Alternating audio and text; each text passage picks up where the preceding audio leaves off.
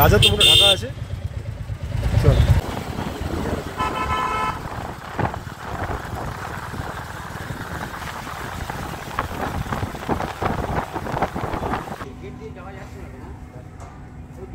তো বন্ধুরা আমরা এখন পৌঁছে গেছি ইএসআই হাসপাতালের সামনে। তো এখানে আমরা 3 মূর্তি দেখি, মূর্তির দেখা মুখটা, 3 মূর্তি পৌঁছে গেছি এখানটায়। এনারা অ্যাক্টিভ ডোনার হোক না হোক এদের ইচ্ছা শক্তি ভালো আছে, তো এরা চলে এসেছেন।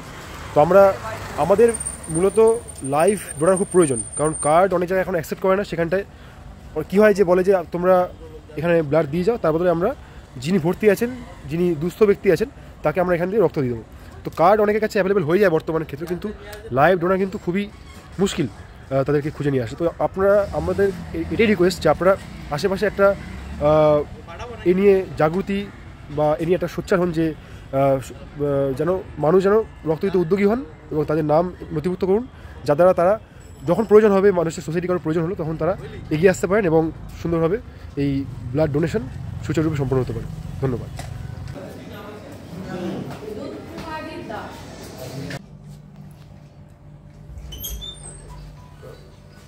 প্রদীপ সোম কে আছে? চলো।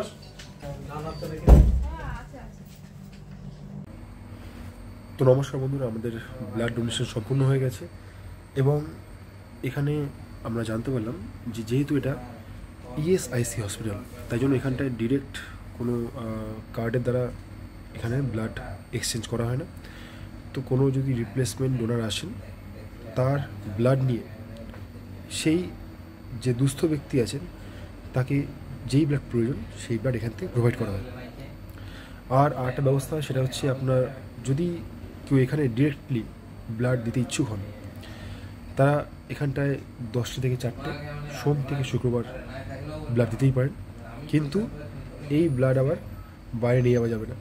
যদি আপনাদের পরিবারের বা নিকটাত্মীয় কারোর ইএসআই কার্ড থাকে, তিনি ভর্তি হবেন, তার যদি ব্লাড লাগে তখন এখান থেকে ব্লাড দেওয়া হবে আপনার কার্ড নিয়ে।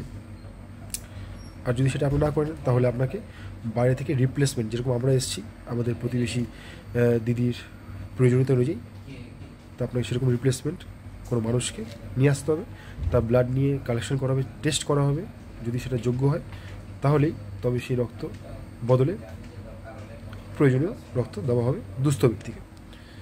তো ধন্যবাদ, ভালো থাকবেন, জয় হিন্দ।